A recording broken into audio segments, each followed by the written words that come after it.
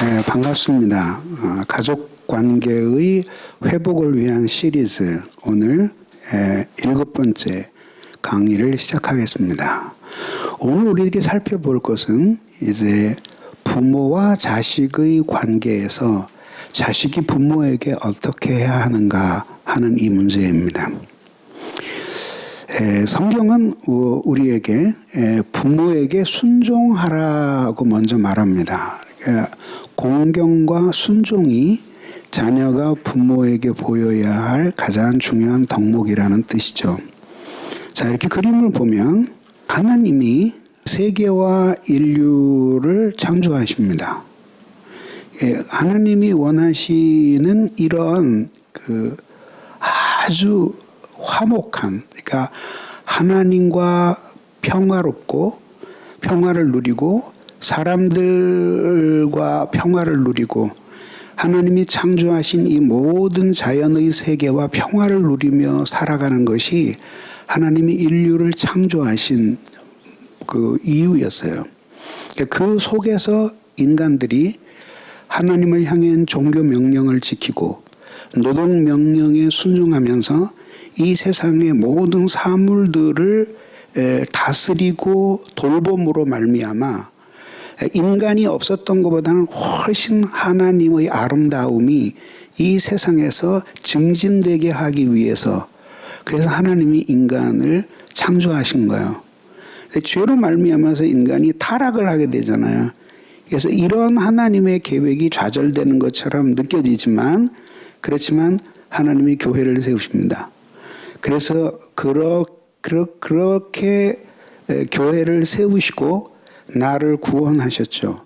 이 그림은 우리에게 뭘 보여주냐면 오늘 여기 서 있는 우리는 아무런 관계 없이 단절된 상태로 이 세상 속에 던져진 것이 아니라 위로는 하나님, 그리고 이 모든 세계와 인류를 어떻게 만드시고자 하는 하나님의 위대한 계획, 그 속에서 교회, 그 교회의 한 지체인 나, 이런 관계 속에서 우리들이 여기에 있는 거예요. 왜 이런 그림이 나오냐면 우리가 불신자였을 때는 이런 거 몰라요. 하나님도 모르고 세계가 어떻게 태어났는지 또 무엇 때문에 이 세계가 굴러가는지 몰라요. 제가 14살 2개월 되던 때에 그렇게 가슴 아파서 울던 게 질문 가운데 하나가 뭐냐면 이 세계는 나에게 무슨 의미가 있는가? 저는 그래서 그 후에 실존주의자들의 작품도 읽었지만 난 깊이 공감했어요. 왜냐하면 어느 한순간 모두 나와 상관이 없는 사람으로 느껴지는 거예요. 형제, 친구 물론이고 그 다음에 이 사회에 살아가는 사람들, 심지어는 엄마, 아빠, 내 가까이 사랑하며 살아왔다는 사람도 나와 무슨 상관일까 생각이 들거든요. 근데 우리는 지금 그런 사람이 아니라 예수 그리스도를 믿고 하나님의 자녀가 되어서 하나님도 세계도 교회도 그리고 나도 아는 사람이 됐어요. 그럼 질문하겠죠. 믿었는데도 모르는 사람 많은데요. 그렇죠. 믿었으나 그러나 충분한 지식이 결핍되어 있을 때에는 신앙은 다시 오리무중 속으로 들어가게 되는 거죠. 그래서 예수를 믿고 구원을 받았어도 끊임없이 하나님의 지식의 빛에서 자라가지 않으면 안 되는 거죠. 예전에는요, 기본적으로 가족이 할머니, 할아버지, 어머니, 아버지, 그 다음에 누나 등등 들어갔고 고모도 함께 살았잖아요. 우리 할머님은 시집을 오시니까 시어머니 연세가 32이더래요. 그래가지고 시어머니가 막내 아들을 낳기 2년 전에 며느리가 먼저 아들을 낳은 거예요. 그 시동생을 자기 젖을 먹여서 길렀어요. 그때는 왜? 조혼이니까 할아버지 14살, 할머니 17살에 결혼을 하셨어요. 그래서 내가 태어났을 때 우리 할아버지가 40세였어요. 그러니까 지금 40 먹어도 아직 장가 안 가고 있는 형제들이 많은데 그때 우리 할아버지는 할아버지가 됐어요. 그러니까 어떻게 돼요? 할머니 할아버지가 아니라 증조 할머니 할아버지도 살아있는 거예요. 그러니까 그런 가족의 개념이 그때는 훨씬 더 대가족 사회에서 넓은 거예요. 넓은 거예요. 그런데 지금은 핵가족 사회가 됐어요. 그래서 이제 아버지, 어머니, 가족 이렇게 그림을 그리는 거죠. 근데 잘 들으세요. 여기에 할머니, 할아버지가 살아계셔. 근데 요즘 잘못하는 게 뭐냐면 요 아버지, 어머니라는 젊은 사람들이 자녀들에게 이 할머니, 할아버지가 이미 자기 결혼할 때부터 함께 살아오셨는데 혹은 중간에 합류해서도 마찬가지예요. 그거를 아이들에게 가족이라는 개념을 빼버리는 거예요. 근데 그것은 할머니, 할아버지들에게는 굉장히 섭섭한 일 아니겠어요? 그러니까 그런 걸 지혜롭게 해야 돼요. 그러니까 이 가족이라는 개념이 대가족 사회 때의 가족의 개념과 그 다음에 소가족, 핵가족이 됐을 때의 가족의 개념이 좀 달라지는 거죠. 그럼 성경은 뭐라고 있나? 성경은 침묵하죠. 성경은 고모 삼촌까지 다 가족에 넣어야 된다. 너희 둘만 가족이다. 그런 식으로 가르치지는 않죠. 그거는 이제 우리의 문화와 밀접한 관계가 있는 거예요. 어떻든지 간에. 그러면 같이 살지 않는 할머니, 할아버지는 가족으로 치지 말아야 될 것인가. 그런 것들은 좀 생각을 많이 해야 되는 거죠. 그래서 가족으로서 결혼을 하고 난 다음에는 함께 산다고 하더라도 그 남자가 부모를 떠나 여자 아내와 합하여 한 몸을 이룰지니라 그 구절은 결혼한 후에는 반드시 부모와 별거하고 분거해야 된다는 그런 의미를 우리에게 보여주는 건 아니에요. 그거는 이렇게 정신적으로 그리고 이런 모든 면에 있어서 부모를 의존하던 데서 독립을 한다라고 하는 개념이란 말이죠. 그러니까 이것을 염두에 두면서 우리들이 가족을 이해를 해야 되는 거죠. 가족이라는 개념을 먼저 정리를 하는 것이 중요하다. 어쨌든 나라고 하는 존재는 이렇게 가족들 속에 있는 나예요. 그러면 가족이라고 하는 관계는 매우 특별한 혈연으로 맺어지고 운명 공동체적으로 살도록 그렇게 부름을 받았다고 하는 것은 너무 분명하잖아요. 근데 오늘날은 그런 가족 간에 마땅히 있어야 할 유대 관계들이 이제 자꾸 이렇게 깨뜨려지는 그 가족 해체 현상이 일어나게 되는 거죠. 그것이 결국은 여러 가지 그 사회 문화적인 요인도 있지만은 그러나 이제 또 다른 면에서 보면은 사람들이 어떻게 가족과 관계를 맺으며 살아가야 될 것인가에 대해서 제대로 교육이 안 돼 있는 거죠. 그러니까 성경에 무엇을 그리스도인의 경우는 성경이 무엇을 가르치는지에 대한 분명한 이해를 가지고 가족들과의 관계를 올바로 가져야 되는 거죠. 관계라고 하는 것은 말이죠. 저절로 증진되는 그런 관계는 없어요. 상호적인 것이지. 뭔가 일방적으로 받는 사랑을 그 남편이든지 아내든지 부모든지 자식이든지 자식은 그럴 가능성이 많지만 그런 것들을 생각하면 안 된다. 그거는 옳은 생각이 아니죠. 관계적인 것이니까 서로 그 관계를 위해서 기여하며 살아갈 때 그만큼 그 관계의 혜택을 누리기도 하고 그다음에 그 관계의 혜택을 다른 사람에게 주기도 하는 거죠. 부부와 부모가 있어요. 부부의 사랑은 남편과 아내 사이에 질서가 있는 것은 너무나 분명한 거죠. 성경은 의심할 여지 없이 아주 분명하게 남편과 아내를 종속관계로 보지는 않아요. 그리고 이거는 내가 여러 차례 설교를 했어요. 그리고 뭐 심지어는 창세기에 나오는 그를 위하여 돕는 배필을 지으리니에서 나는 전혀 다른 새로운 해석을 내놔요. 그 창세기 2장에서 그런 해석을 내놓는 사람도 그렇게 많지 않아요. 근데 나는 그렇게 내놔요. 그런데 분명히 알아야 될 것 사이에는 우리가 동의하든지 성경은 아주 분명하게 남편과 아내를 종속적인 관계로 얘기하고 있지는 않지만 질서를 분명하게 규정하고 있다라고 하는 거예요. 그거는 우리들이 원하지 않아도 성경이 아주 너무나 명백하게 우리에게 반복해서 주고 있는 그 질서예요. 그런 것들을 받아들여야 되는데, 근데 그 사랑은 이렇게 위에서 아래로 남편이 내려주거나 아내가 위에서 아래로 내려주는 그런 시어적인 사랑이 아니에요. 그건 인격적인 관계 속에서의 대등한 사랑이에요. 그럼 질서가 있는 것과 사랑이 대등한 것, 이거는 모순되는 것이 아닙니다. 질서는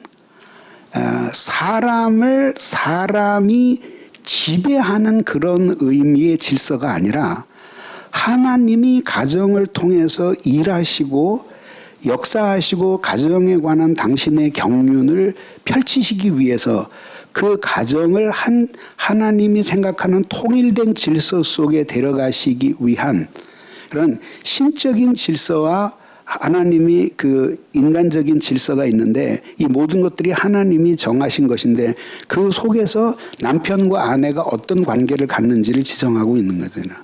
그게 싫다. 그럼 그건 자기는 싫은 대로 사는 거야. 그러나 성경은 그것에 대해서 동의하지 않는 거죠. 그런데 이제 남성들의 잘못된 해석은 뭐냐면 그 질서 자체를 종속적인 관계에서의 질서를 보는 거죠. 그래서 여러분들은 의식 없이 지나치겠지만은 결혼할 때 서약을 해요. 교회에서 쓰는 예식서가 있어요. 근데 깜짝 놀라게 되어 있어요. 어떻게 되어 있냐면 신랑 김아무개 군은 신부 최아무개 양을 쭉 내게다가 괴로울 때나 슬플 때나 병들었을 때나 건강했을 때나 일평생 그를 사랑하고 일정한 부부의 정절과 대의를 지키겠느냐를 물어봐요. 그런데 여성에게 문답을 할 때는 사랑하고 존경하며 이렇게 나오는 거예요. 그래서 내가 어느 날 부교육자를 불러다가 신학적으로 한번 생각을 해봐라. 이게 맞는 거냐? 결혼 예식서에 이렇게 나오는데 표준 예식서에 자 그러면은 남편은 사랑만 해주면 되고 여자는 사랑도 하고 존경도 해야 되는 게 이게 맞냐? 그러니까 존경을 빼려면 다 빼고 넣으려면 다 넣어라. 그래서 열린교회에서 하는 예식서에는 형제는 아내 된 신부 누구누구를 끝까지 사랑하며 존경하겠느냐 이래요. 똑같이 남자에게도 똑같이 물어보는 거죠. 그런 것들이 굉장히 우리 속에 많이 스며들어 있는 거죠. 그게 결국은 기독교가 우리 안에 들어올 때 유교라고 하는 문화 기반에서 들어오니까 그러니까 이제 그런 남성 우월주의적인 사고들이 함께 그 해석 속에 묻어 들어오는 거예요. 그렇기 때문에 사랑은 시어적인 사랑이 아니라 대등한 사랑입니다. 두 번째는 부부에게는 생육의 질서가 있습니다. 그래서 부부가 결혼을 하면 그 다음에 자녀들을 낳게 되죠. 그리고 부모는 그 자녀들을 낳는 것이 결혼의 주요한 목적 중 하나예요. 그렇게 해서 하나님이 그들을 통해 생육하고 번성하게 하시는 그런 거예요. 자, 그런데 부모의 사랑은 좀 달라요.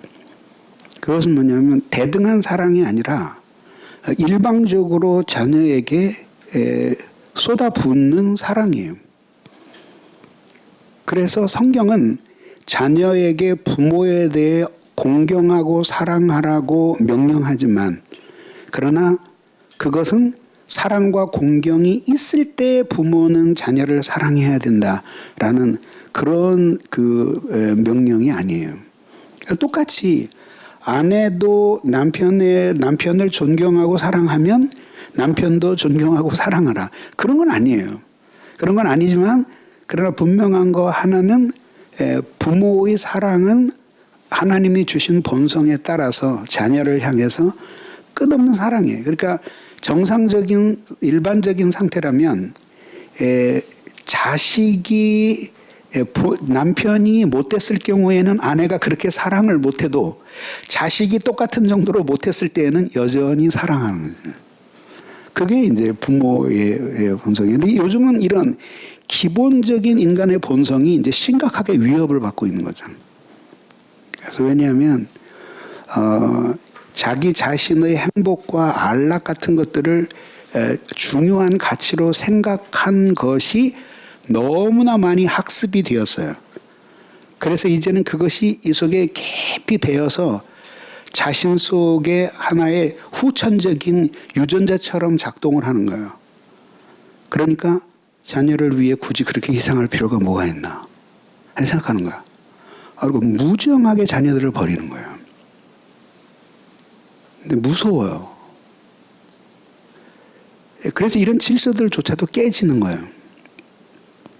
그러니까 자녀들이 그 부모의 일방적인 사랑의 그늘 아래서 보호받아야 되는데 그 육체뿐만 아니라 정신도 보존이 돼야 되는데 그게 이제 자신이 못 견디면은 그냥 깨버리는 거예요, 가정들을.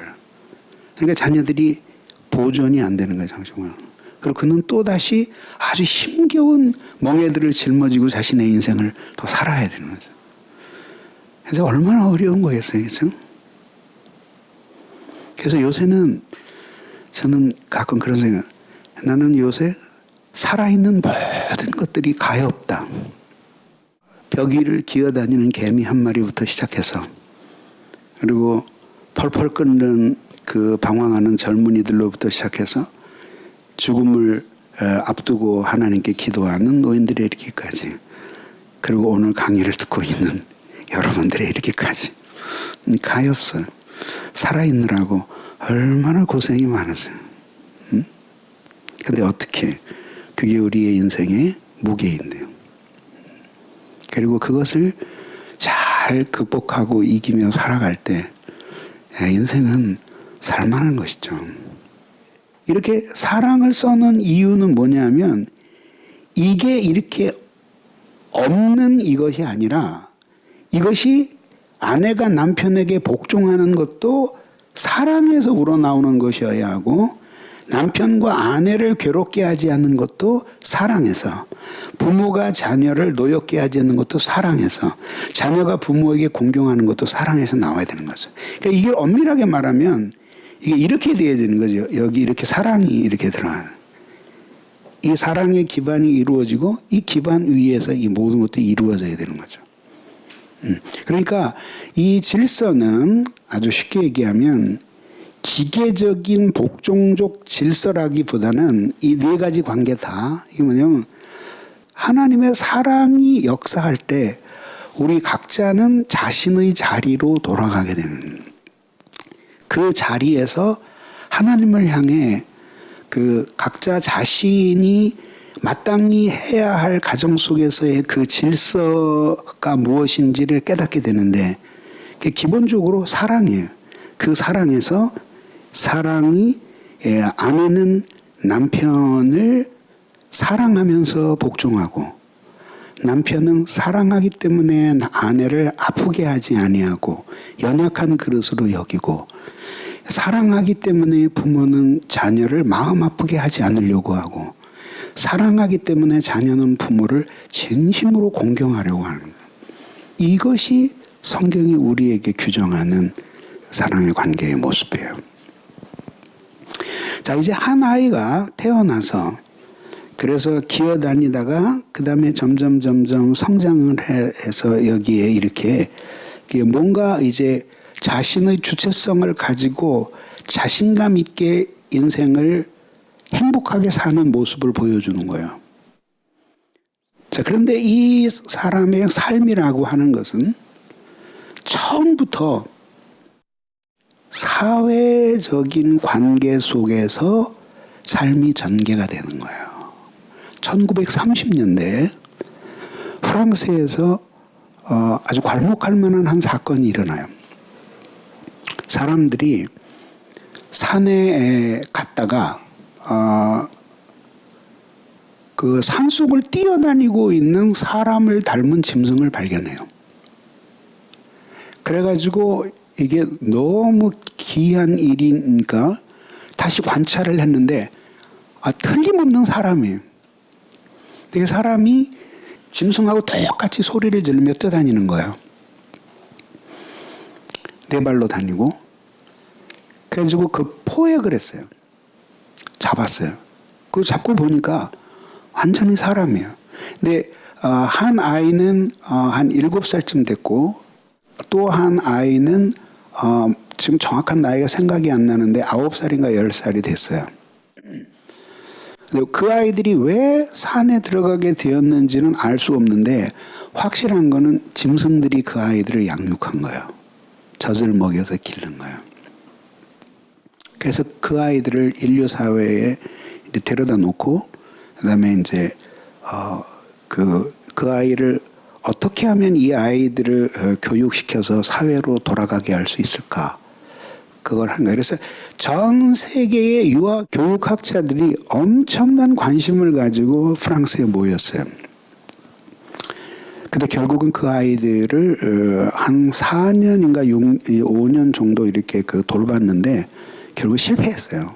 다 죽었어요, 둘 다. 근데 그때에 그 아이를 9살인가 10살쯤 된 아이를 4년인가 5년을 교육을 했는데 그 아이의 지능이 겨우 한 4살 정도까지밖에 안 됐어요. 그래서 이제 그때에 교육학자들이 큰 충격을 받았죠.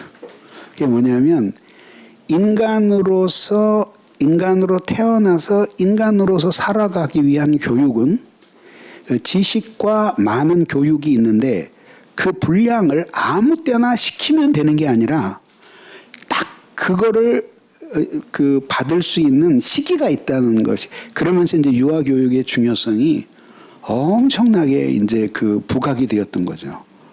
그래서 저도 유아 교육이 너무너무 중요하다고 생각을 하고 의무 교육을 이렇게 프랑스처럼 한 2년 6개월 됐을 때부터 의무 교육이 이루어져야 된다고 봐요. 그러니까 프랑스에서는 전체 교육 예산의 10% 정도를 2년 6개월에서부터 초등학교 들어가기 전까지 아이들을 교육시키는데 투자를 해요. 그러니까는 그만큼 유아 교육이 엄청나게 중요하다는 거죠. 그래서 지금 초등학교만 가도 아이들이 굉장히 거칠고 5, 6학년 정도 가면 끔찍한 범죄들도 일어나고 그렇잖아요. 이제 이런 것들이 결국은 인성 교육이 훨씬 더 앞당겨져야 된다고 보는 거죠. 그런 점에서 교회는 굉장히 앞서가고 있는 거죠. 태아부부터 시작을 해서 영어부터 이루어지고 있으니까. 근데 이게 교회에서만 그치지 말고 사회적으로도 이런 교육이 이루어져야 된다고 보는 거죠. 그러니까 너무너무 중요한 거예요. 그래서 부모들이 착각하고 있는 것 중에 하나가 뭐냐면 애들이 고등학교 때 교육비를 제일 많이 써야 된다고 생각을 하는 거예요. 왜 그래요? 대학을 가야 되니까. 근데 이 아이에게 오히려 거꾸로 이 아이들이 어렸을 때의 교육에 신경을 많이 써서 양질의 교육을 시켜야 되는, 그게 꼭 돈을 주고 남에게 위탁하는 교육이 아니라 부모들이 가장 많이 신경을 써야 되는 시기가 유아의 시기다 얘기예요. 자, 어쨌든 이런 모든 것은 사회적 관계 속에서 나오게 되는데 그때의 이 아이의 성장에 절대적으로 영향을 미치는 관계가 있는데 여러 가지가 있지만 그중에 이제 부모로부터 엄청난 영향을 받게 되는 거죠. 그게 태어나서 부모로부터 받은 그 영향이 일평생 그냥 확장되어 간다고 생각하면 되는 거죠. 그래서 교육학자들은 크게 인간의 그 이야기할 때 이렇게 세 개를 이야기하거든요. 이게 본성이고, 그 다음에 이게 환경이고, 이게 교육이에요. 근데 어린 아이들이 태어나서 본성은 어떻게 손댈 수 없다고 하지만 이것도 사실은 뭐 부모로부터 많이 물려받은 거 아니에요? 그리고 그 다음에 이제 교육이 이루어지는데 사실 아이들이 어렸을 때에는 교육의 환경이 부모 자체라고 말을 해도 과언이 아닌 거죠. 뭐 1살, 2살 이렇게 된 애들이 뭐 어디 환경이 있어 지금 맨날 그것도 엄마하고 주로 같이 있는 환경이잖아요. 네, 아빠도 이제 좀 뭐 의식이 있는 사람은 좀 일찍 들어오고 뭐 주일날 토요일날도 꼬박 집에 있으면서 이렇게 돌보지만 의식이 없는 사람은 이제 거의 엄마하고 같이 있는 거죠. 그래서 뭐 어마어마한 그 성격 형성에 영향을 끼치게 되는 거죠. 그런데 그런 관계 속에서 인간이 자라는데 그런 관계 속에서 그 자녀가 부모를 향해 가져야 될 것이 뭐냐면은 순종하는 거예요. 그래서 오늘 성경은 이렇게 말해. 휘파쿠오테라고 얘기해요. 휘포는 아래서라는 뜻이고 아쿠에테는 명령형인데 들어라 여기요. 아래서 들어라. 아래서라고 하는 것은 무슨 뜻이에요? 낮은 자리에서 들어라.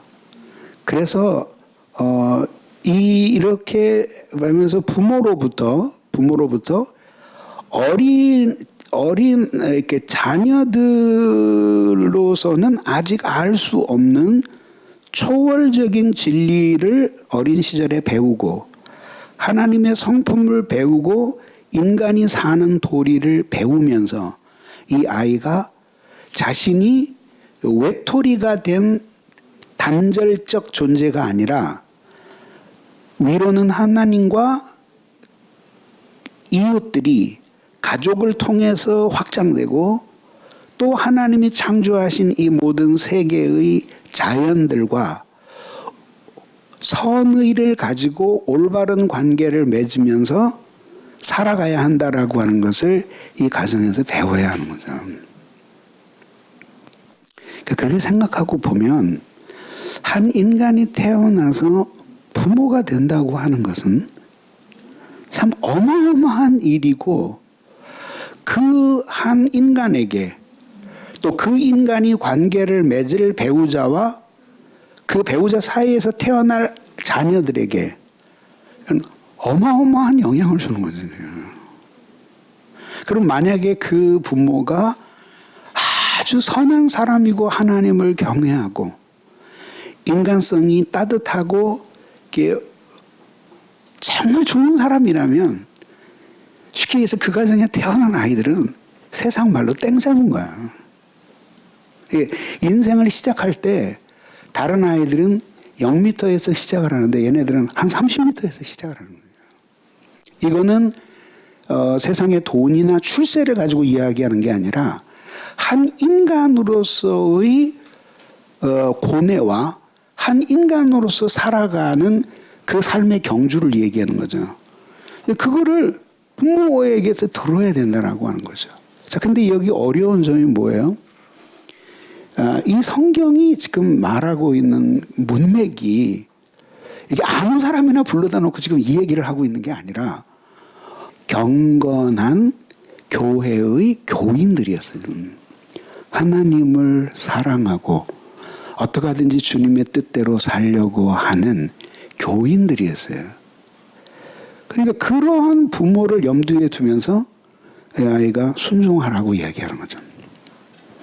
그러면은 만약에 이 부모가 전혀 아닌 사람, 근데 쉽게 얘기하면 함께 있으면 있을수록 나쁜 인간이 되어갈 수밖에 없는 극단적으로 그런 부모라고 할 경우 어떻게 하는가 이런 문제가 나오는 거예요. 성경은 이 부모 공경에 대해서 구약부터 강조를 하고 신약에까지 넘어와요.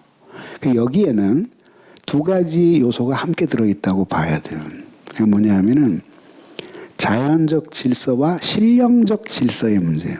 자연적 질서라고 하는 문제는 뭐냐면 일반 은총과 관련된 건데 하나님이 인류를 번성케 하고 보존하게 하기 위해서 기독교인뿐만 아니라 모든 인류에게 주시는 모든 인류에게 통용되도록 주시는 하나님의 법칙이에요. 그것대로 하면 하나님이 불신자라도 섭리 속에서 복을 받게 하시고 그렇지 않으면 불행한 삶을 살게 하시는 것으로서 이 세계를 규율하시는 거예요. 그러면은 그런 경우에는 부모로서 마땅히 공경해야 할 것과 부모의 가르침이 주님 안에 있지 않기 때문에 그렇게 순종해서는 안 되는 것이 그 안에 함께 들어있는 거죠. 근데 어떤 경우에도 부모를 진심으로 사랑하며 그 둘을 구분해야 된다는 것을 잊어버리면 안 되는 거죠. 그래서 그리스도인임에도 불구하고 부모가 어떤 과오가 있다는 이유 때문에 한 칼에 부모를 자신의 마음속에서 제거해버리는 거죠. 그리고 부모로서 인정은 해주지만 그러나 기본적으로 마음속에서 부모를 향한 어떠한 공경도 사랑도 배려도 그다음에 이렇게 그 인격적으로 서로 교통하고자 하는 의욕 자체가 없는 거예요. 이거는 그리스도인들 중에서 그런 사람들 많아요. 최근에도 사회적인 상당한 그 지위에 오른 사람들이 그렇게 그 부모와의 관계를 끊고 살아가는 사람들을 보면서 참 마음이 아팠어요. 그렇게 하고 자기들이 선교를 한다고 그러는데 자기를 먼저 선교해야 되지 않겠어요? 이것은 잘못된 것이에요.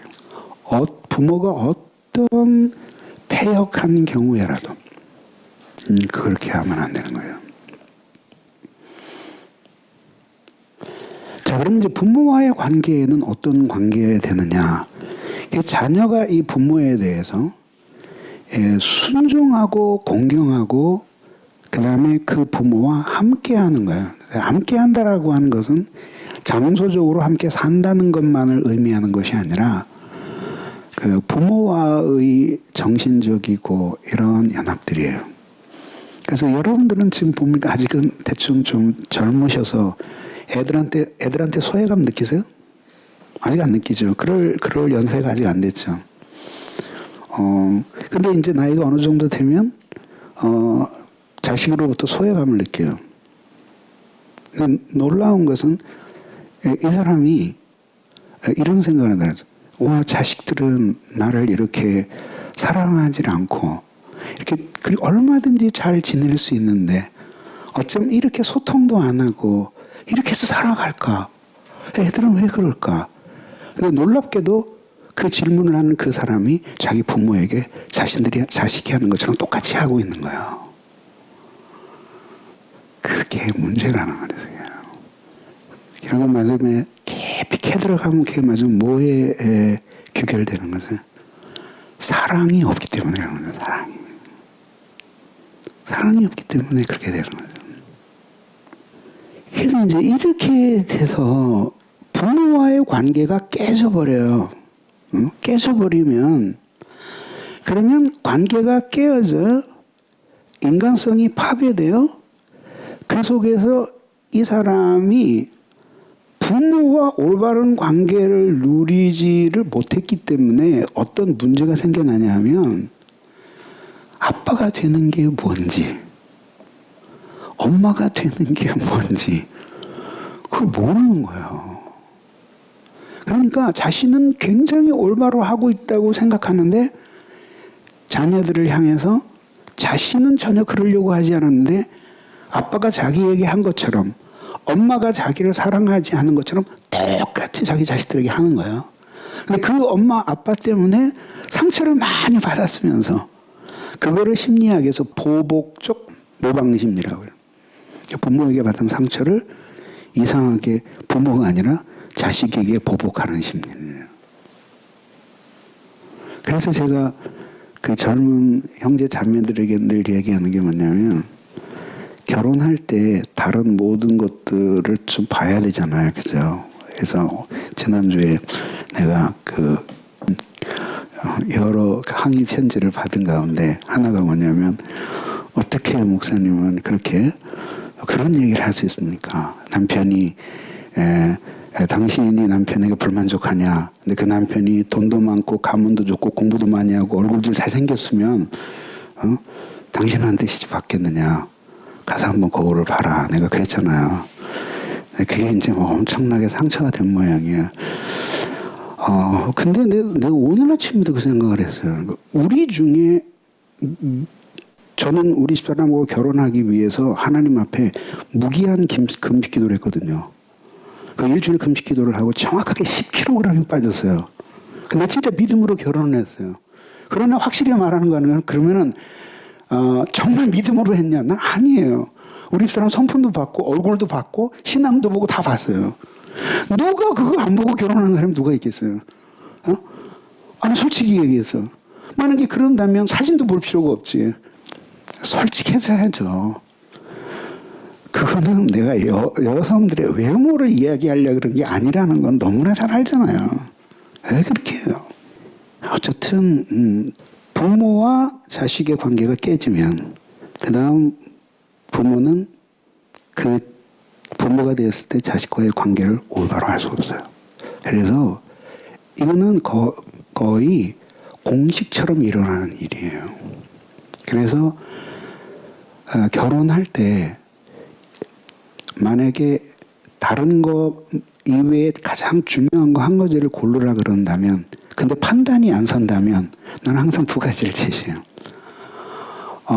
부모로부터 한없이 사랑을 받은 자매는 절대로 자식을 버리지 않는다. 확률적으로. 아버지가 가정을 향해 신실하고 자애로웠던 집안에서 자란 아들은 가족에 대해서 반드시 책임을 지는 자세를 가지고 있다. 모두 100%는 아니지만 그러나 확률적으로 그렇게 된다. 그러니까 이게 얼마나 중요한지를 보여주는 거예요. 그래서 어떤 주석가는 이야기를 해요. 하나님을 경외하지 않으면은 하나님이 그 재앙을 3, 4대까지 임하겠다고 하는 것은 하나님이 적극적으로 복수를 하지 않으셔도 그렇게 해서 하나님과의 관계가 망가지고 부부와 자녀들과의 관계가 망가지면은 그 불행이 계속 되물림된다는 의미에서 그건 그렇게 표현한 것이다라고 얘기를 하는 거예요. 상당히 설득력이 있는 거죠. 사람이 없어요. 그래서 결국은 폭력, 폭언, 그 다음에 말도 안 되는 엄청난 기대를 자녀들에게 하고 상처와 고통을 줘요. 소외와 버려져요. 소외 속에. 그러니까 그렇게 부모를 공경할 수 없잖아. 그러니까 먼저 용서해야지만 공경할 수 있다는 얘기가 나오는 거죠. 그래서 이렇게 부모를 이렇게 부모가 진심으로 사랑함으로 자녀를 사랑할 수 있는 것처럼 자녀도 부모를 진심으로 사랑하지 않으면 자녀를 공경할 수 없는 거예요. 이게 어떻게 해야 되지? 이게 이렇게 빨간색으로 변해야지만 이 끊어진 부모와의 관계가 이어질 수가 있는 거란 말이죠. 이게 보면은 이게 폼페이의 유적이에요. 폼페이가 베수비우스 화산으로 묻혀져 버렸잖아요. 여기 보면은 이렇게 아이 가까이에서 부모가 죽고 이거는 논란이 많이 있지만 요 사이에 있는 게 아마도 아이일 거라고 보는 거죠. 그러니까 마지막에 죽어가는 순간까지 꽉 끌어안고 그리고 제가 되어서 죽어버리는 거죠. 이게 부모라 이게 부모. 그래서 자식들은 사실은 부모의 사랑을 정말 부모가 나쁜 부모도 있지만 부모의 사랑을 잘 모르기 때문에 그 부모의 사랑을 충분히 몰라주는 거예요.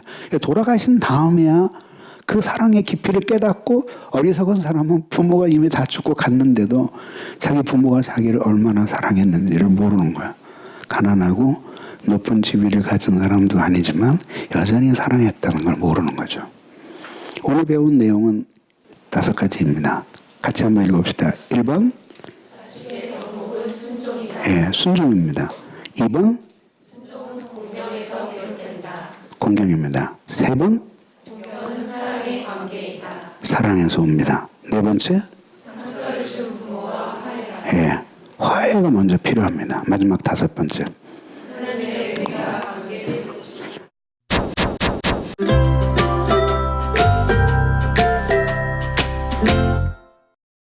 지금 현재 중학교 2학년 남자 쌍둥이와 중학교 1학년 여자아이를 둔 엄마입니다.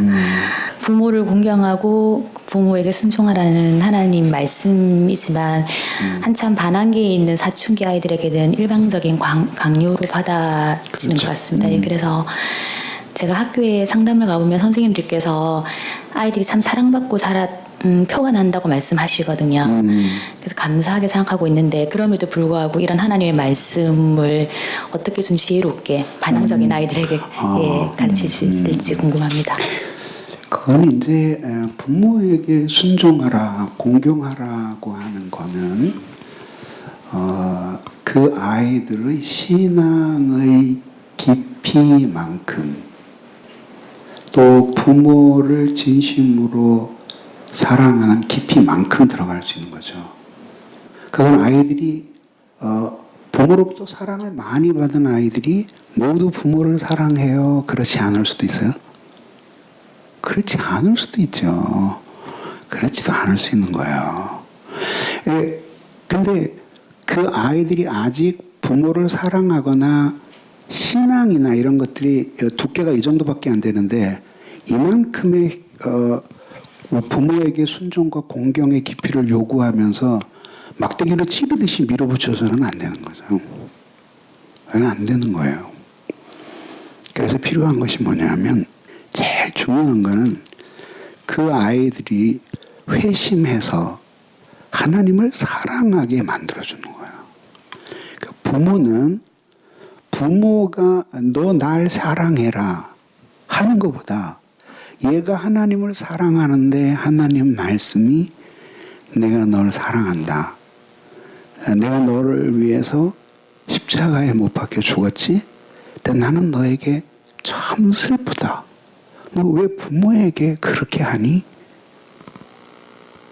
그게 그 아이에게 가장 강력한 호소력을 갖는 거예요.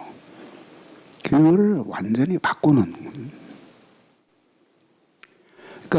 그러니까 아이들이 그렇게 그 부모의 진심을 깨달을 때까지 일체의 인내심과 무한한 사랑으로 하나님을 그런 사랑으로 그 아이들을 용서하며 기다려주는 거죠. 그래서 이걸 기억하셔야 돼요. 아이들이 어떤 잘못을 할 때가 있어요. 그러면 그것을 딱 지적해서 고쳐주어야 해요. 그런데 안 고쳐져요. 그 잘못이라는 것이 살인이나 성폭행이나 도둑질이나 이런 거라면 엄마 아빠가 온몸을 던져서 막아야죠. 그러나 그런 것들이 아니라면 걔가 안 들으면 할 수 없는 거예요. 어렸을 때는 어떻게 매를 무서워하니까 따끔하게 때려서도 애를 바로 잡아줘야 돼요. 근데 이제 애가 이미 컸어요. 그러면 그런 식으로는 안 되는 거예요. 그 시기가 언제인지 정확하게 잴 수는 없지만 애가 매를 두려워하지 않는 나이, 거기서부터는 매를 대면 안 되는 거예요. 그거 나이를 언제라고 말할 수 없지만 그래도 초등학교 한 5학년 정도나 6학년 정도, 빠르면 3, 4학년 정도 손 대지 말아야 돼요. 그리고 치사하게 부모가 너 이렇게 안 하면 나 이렇게 안 해줄 거야. 아니면 너 이렇게 하면 내가 용돈도 안 줄 거야. 이런 식으로 밥도 안 줘. 이런 식으로 하면 애들이 돌아서면서 아이고 진짜 치사하다. 그러고 돌아선다고. 그러고 가서 알바하고 만다 이게. 그렇게 하면 안 돼. 기다려줘야 돼. 이거예요. 잘 들어보세요. 이 아이를 고쳐줘야 되는데 근데 마지막까지 남겨두어야 할 게 있어요. 그게 뭐냐? 관계가 파괴되는 거. 그럼 그거는 좀처럼 복원이 안 돼요. 근데 어떻게 해요? 나는 진짜 공부 좀 했으면 좋겠어. 난 너무 안 하는 거야. 얘기할 수 있어. 관계가 파괴되기 전까지는 얘기할 수 있는 거야. 근데 넌 공부 안 하면 내 새끼도 아니야. 내 자식도 아니야. 이런 식으로 그 아빠들이 가끔 뭐 그렇게 하잖아요. 그렇게 하면 안 되는 거죠. 저희 아버지는 현재 간암과 폐암 3기 투병 중이시고 이제 시간이 얼마 많이 남지 않은 것 같습니다. 그래서 며칠 전에 어렵게 운을 떼면서 아버지가 전도사님을 만나서 하나님 믿음에 대한 말씀을 들어보기를 권유했는데 아버지는 아직도 마음의 문을 열지 않고 계십니다. 그래서 아버지가 생의 마지막 순간을 맞이할 때 하나님을 모르시고 떠나실까봐 지금 마음이 많이 안타까운데 제가 현재 상황에서 저희 아버지의 뜻에 순종을 한다면 그냥 순종해야 되는 것인지 제가 할 수 있는 건 기도밖에 없는 것인지 네, 목사님의 조언을 듣고자 이렇게 질문을 드렸습니다. 그런 경우가 이제 자주 있거든요. 부모들이 끝까지 안 믿으시는 거예요. 그리고 결국은 또 돌아가실 때가 돼요. 근데 어떤 마음을 가져야 되냐면 그 아버지가 궁극적으로 주님을 받아들이고 안 받아들이고는 이제 이거는 이제 하나님과 그 아버님의 문제잖아요. 근데 기도를 많이 해야 돼요. 첫째는. 그러면 그렇게 임종하시기 전에도 기독교 신앙을 받아들이는 분들을 많이 봤어요. 그리고 두 번째는 뭐냐면 복음을 받아들이지 않는다고 섭섭해하거나 아버지에 대해서 이렇게 불편한 감정을 가지면 안 돼요. 그러니까 훨씬 더 그 넓은 사랑을 가지고 그 아버지 자체를 불쌍히 여기며 끝까지 포기하지 말고 사랑해야 되죠. 예를 들어서 끝까지 아버지가 예수 안 믿고 돌아가신다면 미워할 거예요? 포기할 거예요? 그럴 수 없잖아요. 그러니까 더 깊이 한 인간으로서 사랑해 주면서 기다려 보세요. 그러면 반드시 아버님이 아마 마음을 여시고 받아들이실 거예요. 하나님은 놀라워서 하룻밤 사이에도 그 마음을 움직이셔요. 그런 사람들 너무 많이 봤어요. 저희 장인어른은 죽어도 예수를 안 믿으신 분이었어요. 끝까지. 근데 굉장히 건강하셨는데 시골에서 이제 그 장모님과 함께 지내셨는데 넘어지셨어요. 그래서 노인들은 넘어지는 게 제일 무섭잖아요. 그러니까 못 움직이게 된 거예요. 누워서 조용히 계시는 거예요. 우리 집사람이 얼마나 부모님을 사랑하고 열심히 복음을 전했겠어요. 저도 가서 전하고 안 받아들여요.